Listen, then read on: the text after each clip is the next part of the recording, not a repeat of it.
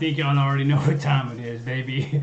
Yo, what it do? SRT gang. Get your boy with the fat SwaggyReacts, and we are back with another reaction video, man. And y'all already know the second day he got the notification, bro, that I got the notification and I was off today. I was like, oh yeah, bro, we on time with it today, bro. Shouts out to Mr.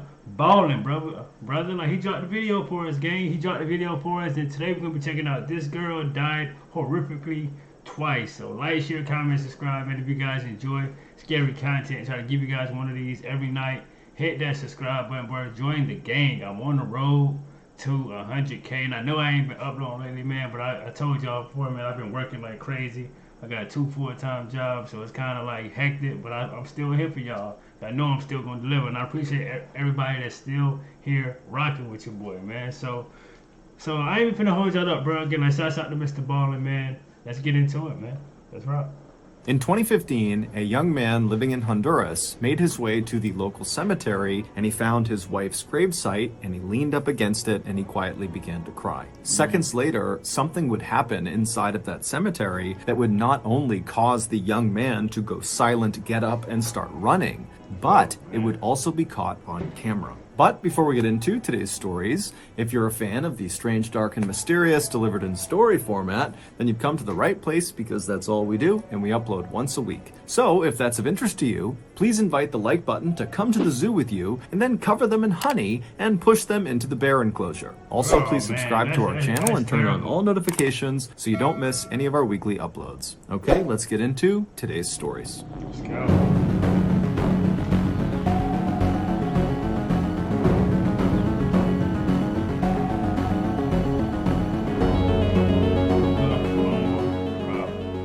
In the spring of 2021, 52-year-old Texas resident Karen Davis got married, and then after the ceremony and after the honeymoon, she went through the process of changing her last name from Davis to McBride to match her husband's last name. After the change was done, the last step was to get a new driver's license with the new name on it. So Karen emailed the local DMV, or Department of Motor Vehicles, to set up a time for her to come in and make the change to her license. But after she sent that email, the local DMV immediately emailed Karen back, and they told her that they could not help her with this request until she resolved an issue. Now, they didn't specify what this issue was. However, they very cryptically said it had something to do with the state of Oklahoma. And then at the bottom of the email, there was just a phone number they told her she needed to call in order to resolve this issue. And so Karen's thinking, okay, that's pretty weird, but I did used to live in Oklahoma, so that probably has something to do with it. And so, not thinking much of it, she punched this number the DMV had given her into her phone, and then she let it ring. A few moments later, much to Karen's shock, a woman from the Norman, Oklahoma District Attorney's Office picked up the phone and said, "How can I help you?" Karen immediately assumed that the DMV must have made a mistake, that maybe they were trying to give Karen some other number in Oklahoma, because this was an Oklahoma problem, and they had mistakenly given her the number to the DA's office. But since she had this woman on the phone, Karen told her, hey, I was just trying to get a new license in Texas. They told me there was some sort of issue. It had to do with me potentially living in Oklahoma. I don't know what it is, but this is the number they gave me. So I'm sure it's a mistake, but that's why I'm calling. The woman from the DA's office had no idea who Karen was, but after taking down Karen's information and looking on her computer, she discovered Karen's so-called Oklahoma problem. And after she explained to Karen what this enormous problem was, Karen literally couldn't believe it. But after this woman went over the details a few more times and really showed Karen that this Oklahoma problem was very, very real, suddenly everything in Karen's life made sense. For the last 22 years, Karen, who was incredibly smart and friendly and polite and never had a problem with anyone, had an incredibly hard time getting a job. Even jobs that she was extremely qualified for, she would get turned down for someone who was way less qualified. And wait, so she's probably dealing with some type of case or something, bro. It gotta be. You know what I'm saying? Because he called him the district attorney's office, bro. That's the legal system, basically. So it's something about that's on her background that's preventing her from getting a job. You know what I'm saying? What y'all think it could be, bro? Oh my God. qualified for, she would get turned down for someone who was way less qualified. And then in the rare times that Karen did actually get hired, she would always get fired for no reason. And so Karen never understood why she was being treated this way until now. It would turn out 22 years earlier, which is when Karen's hireability issues began, she lived in Norman, Oklahoma, which is where the DA's office was that she would end up calling 22 years later. And when she was living in Norman, she lived with a roommate. And this roommate was this nice young man who had a couple of young kids. And one weekend, he went to the local movie store called Movie Place, and he rented the hit 90s movie, Sabrina the Teenage Witch, to watch with his kids. And after he was done watching this movie, he didn't return the VHS tape of Sabrina the Teenage Witch back to Movie Place. Now, normally... okay, the person probably, like, used her name, and I'm guessing with them, I'm guessing if you have, a late fee and it constantly keeps, I'm guessing, building up, they'll probably start ordering you to go to court type things. Know what I'm saying? So, that's what I'm getting. I could be wrong, but let's see. VHS tape of Sabrina the Teenage Witch back to Movie Place. Now, normally when this happened, the movie store would just hit the card holder with lots of late fees, which was actually great for the movie store. They made lots and lots of money on individual people that just forgot to return their movies. And if the card holder just continued to hold on to this delinquent movie, at some point the movie store would just hit them with a final fee that basically accounted for the total cost of the VHS tape that they had effectively stolen. And then at that point, the matter was resolved. The card holder owned the VHS tape, whether they knew it or not, and the movie store simply moved on. But in this case, Movie Place in Norman, Oklahoma didn't think that was enough. And when Sabrina the Teenage Witch was not returned in a timely fashion, they pressed charges against the card holder. And the in Blockbuster, see, like growing up, I remember Blockbuster. Now, I didn't go there often, but like, friends and stuff did. Know what I'm saying? And like people were real strict about getting them back, like in time because they didn't play. If y'all didn't know, like I'm in North Carolina, like they don't play that shit. So it's kind of like bro, like with Redbox and all that junk, man. In a timely fashion, they pressed charges against the card holder, and the card holder was Karen Davis. The roommate had just borrowed her card. And somehow, these charges against Karen were never brought up to Karen. She was never contacted by anyone, and so for 22 years, she was technically a wanted felon. Meaning, every time one of her employers, either during the interview process or after she was hired, when they would run a criminal background check on her, it would pop up she was wanted for felony embezzlement. And so this was the reason she... Felony embezzlement. Sheesh. Pop up, she was wanted for felony embezzlement. And so this was the reason. And like, if you guys knew how hard it is to get a job, like when you're a felon, bro, it's crazy. It's literally only like fast food, maybe, and like construction work, basically, bro. Like it's so hard to get a job if you're a felon, bro. It is ridiculous, but it would pop up she was wanted for felony embezzlement. And so this was the reason she kept not getting jobs and kept getting fired from jobs. Since discovering these charges, Karen worked with the Norman, Oklahoma DA's office and got these charges dismissed. That's good. That's good. That's good. That she was able to You know what really makes... Like, hold up, is this yeah. But, yeah.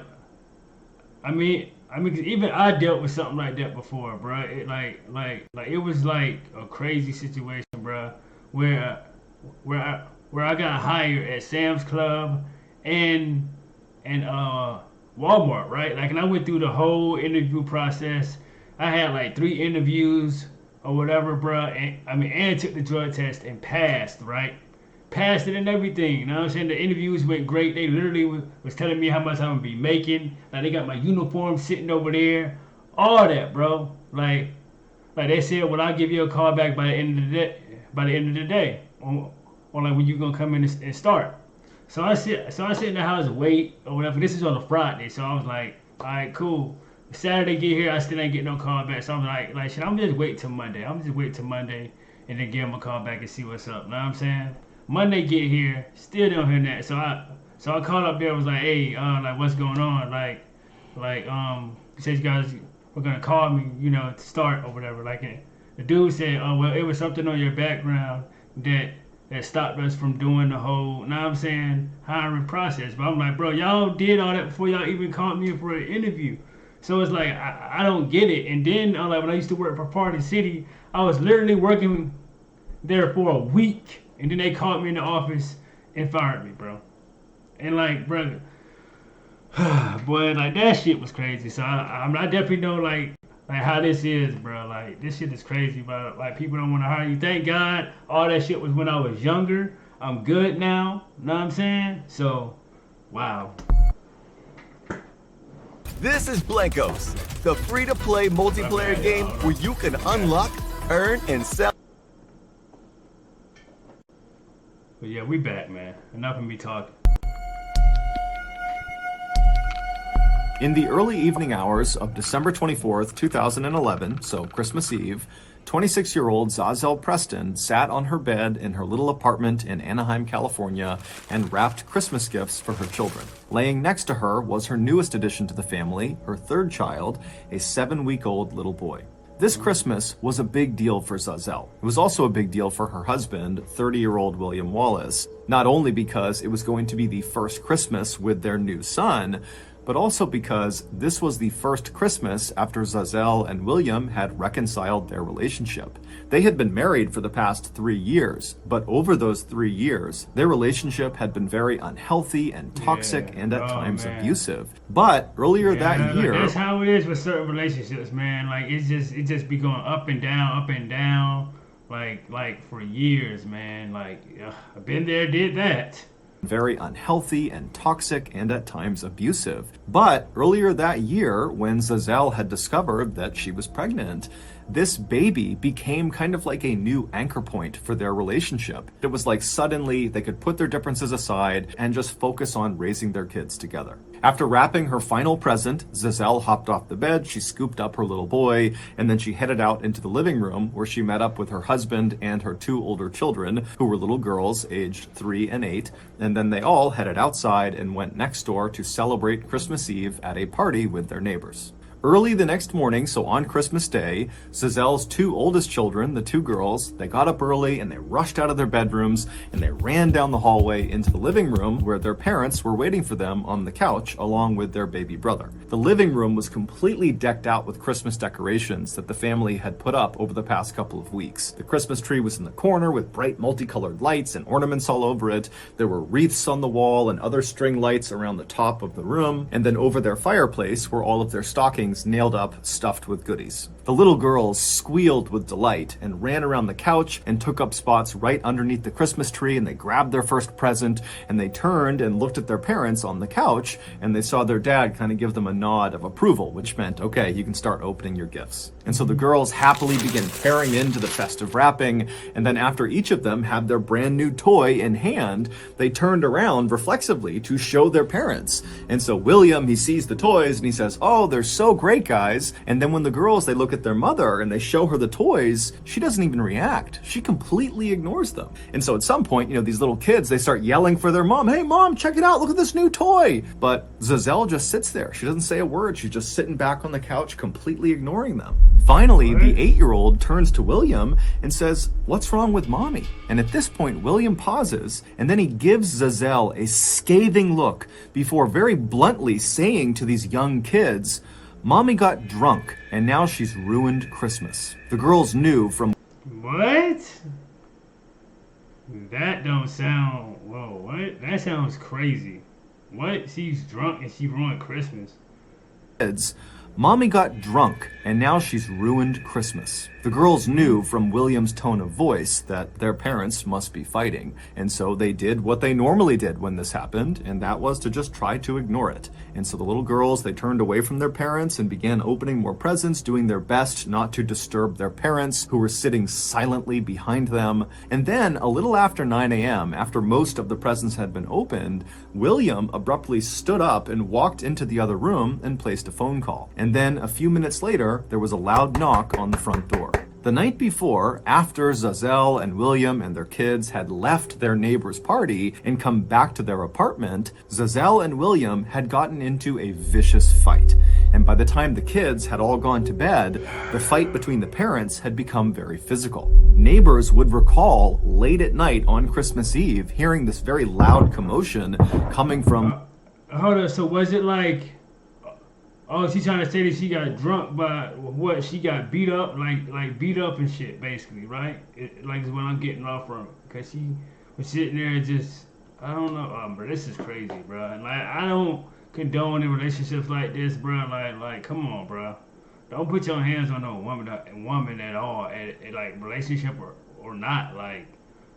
That shit is lame. All late at night on Christmas Eve, hearing this very loud commotion coming from Zazelle and William's apartment. Yeah, and at some point, apparently Zazelle had tried to run out of the apartment, but William had chased after her and hauled her back inside. The sounds coming from their apartment would eventually stop somewhere in the wee hours of Christmas Day. And then as the sun came up on Christmas Day, Zazelle and William had made their way to the couch, and they were sitting there with their 7-week-old baby, waiting for their two oldest to wake up and come open presents. Except when their two little girls came out of their bedrooms and bombed into the living room to begin celebrating, only William was alive. Zazelle had been beaten to death by William.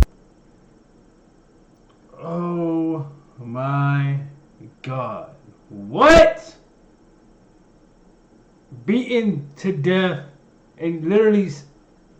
Yo, what the fuck is wrong with people, son? Like, what? You beat this woman to death just... Oh my God, dog. What? With the 7-month-old... William was alive. Zazelle had been beaten to death by William. And after he had beaten her to death the night before, he had dragged her into the living room, set her up on the couch to make it look like she was sitting. Exactly, and then, like that is some oh my, yo. Like, bro, you beat this woman to death and then just drug her into the living room and act like she's just sitting up normal, like she's alive. Like, what? Who does that, bro? Dragged her into the living room, set her up on the couch to make it look like she was sitting, and then put sunglasses on her eyes in order to trick the children. And so all morning, as this 3-year-old and 8-year-old are opening these gifts and turning and showing their mother with excitement, she was dead the whole time. But at around 9 a.m., William realized his charade was not going to last because his kids were really keyed in to there being something wrong with their mother. Right. And so that was when he got up and he called 911 and he told them that his wife had gotten drunk and fallen into a glass coffee table, and so she was hurt. And so a little bit later, the police and paramedics, they arrive, they go inside, and right away they can tell William is lying to them. There's more to this story than they're being told. And so ultimately, William would be convicted of second-degree murder, and he would be sentenced to 15 years to life in prison. As for Zazelle's where he exactly children fucking deserves, you fucking asshole, bro. Like this why I don't condone these toxic relationships. If it's toxic enough to the point that y'all are literally fist fighting each other, just leave. Just get out of that relationship, baby or not, bro. Like, baby or not, because it's just not safe, and situations like this can happen. God, sentenced to 15 years to life in prison. As for Zazelle's 3 children, they are now being looked after by her parents. Exactly, like, and I'm about to say, but just picture the children right now. The children are literally traumatized by this shit, bro. Like, that shit is crazy to me, man. Like... My name is Irving Tisman. Today, we're going to do a little furniture shopping.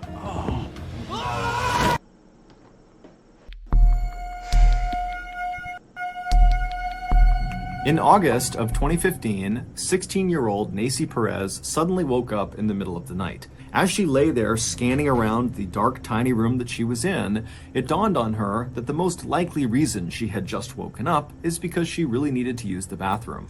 And so she climbed out of her bed and she began carefully walking across the room where her other relatives were sleeping on the floor as she moved towards the back of the house. Nacy lived in a town called La Entrada, which is located in one of the poorest and most dangerous countries in the world, Honduras. But despite the harshness of her reality, Nacy was pretty happy. She had recently married the boy she was in love with.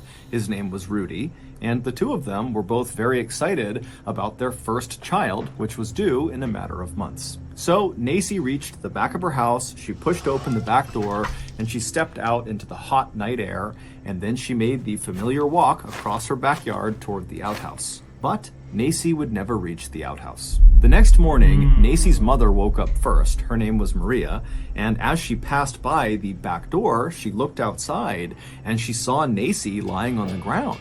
And so Maria, she screams, she runs outside to her daughter and she flips her over and she's looking at her, and Nacy is unresponsive and she's foaming at the mouth. Now, they're in a part of the world where healthcare was not top-notch, not even close. And Honduras is known for being an extremely religious part of the world. And so Maria did not think, oh, I should send my daughter to the hospital or I should call a doctor.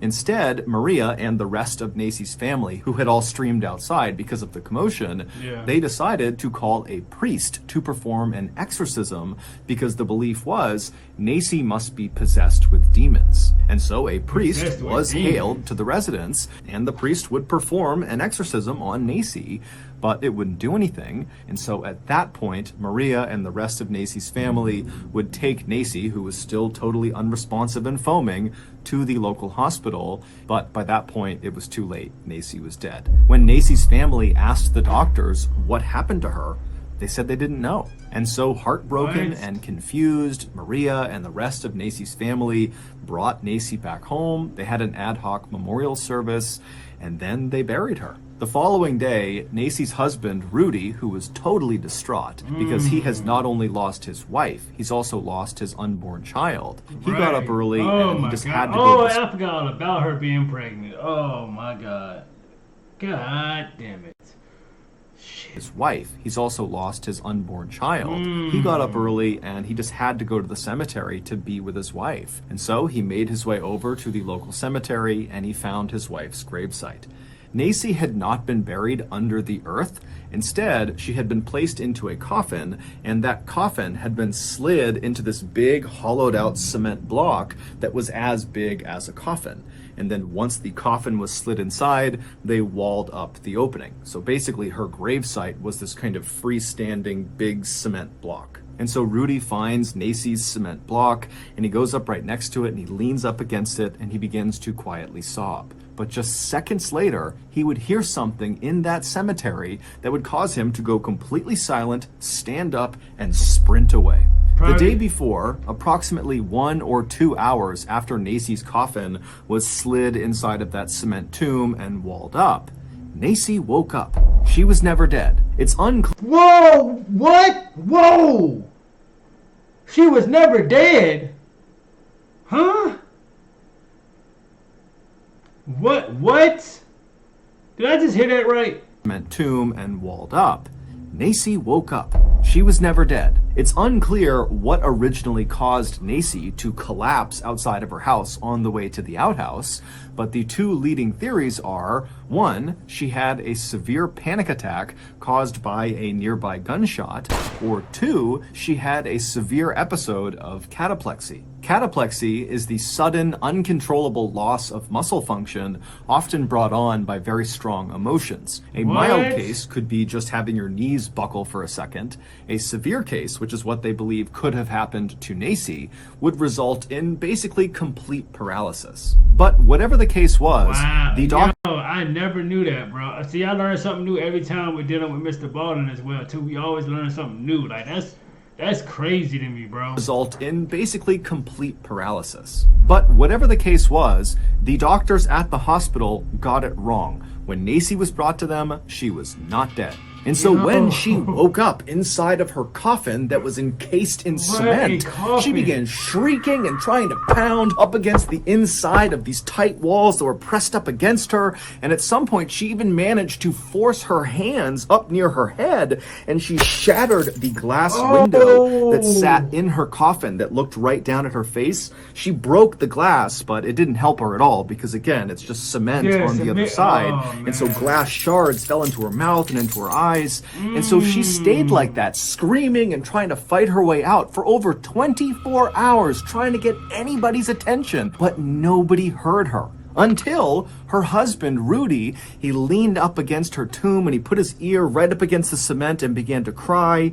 And that's when he heard through the cement the sound of his wife calling out for help. Can you imagine? Oh my God, bro. Can you imagine how the reaction of her husband at this point, bro? Because, like, yo, he literally thought she was dead and she's literally in her gravesite yelling like she was never dead in the first place. Like, she was literally buried alive and the doctors got it wrong, bro. It said she was dead. That's yo. And now she's damn near possibly about to die for real now because she's literally trapped in the ground with cement and all that glass all in her face. Heard through the cement the sound of his wife calling out for help. Rudy instantly ran and got help, and he and his family came back, and they broke open the side of this tomb, and they pulled Nacy's coffin out, and even though she was now unresponsive, she had a faint heartbeat, and so they rushed her to the hospital, but by the time she got there, she really had died. Nacy had finally just run out of oxygen, likely within minutes of her husband finally hearing her screams.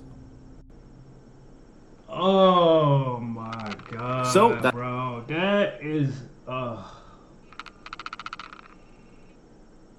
has to be one of the worst. That's gonna do it. Like, one of the worst ways to go out, bro. Like, oh my God, bro. R.I.P. to Nancy, to like everyone who lost their lives in this video, man. Because this is like, that one right there, though, that twist was crazy. I was not expecting for Mr. Ballen to even do that, bro. And that's why we love Mr. Ballen, bro, because he always surprises us, bro. Like, fire video, man. Oh my gosh, bro. Tell me how you guys feel about this, man. Tell me how you guys feel about this. Like, which video was more shocking to y'all? Like, which story was more shocking to y'all? And like, was y'all expecting that twist at the end, bro? Like, let's be real. Like, was y'all really expecting that, bro? Shouts out to Mr. Ballen, man. Fire video, bro. Like, please, just be safe out there. Be careful. Like, just who you, like, have a baby by, man, because, like, in these toxic relationships, things like this can happen as far as people, like, you know, hurting each other physically. Like, he literally beat his girlfriend to death and tried to act like she was, like, that's crazy to me, bro. Like, share, comment, subscribe, gang. Like, tell me how you guys feel about this video. I'm gone, man.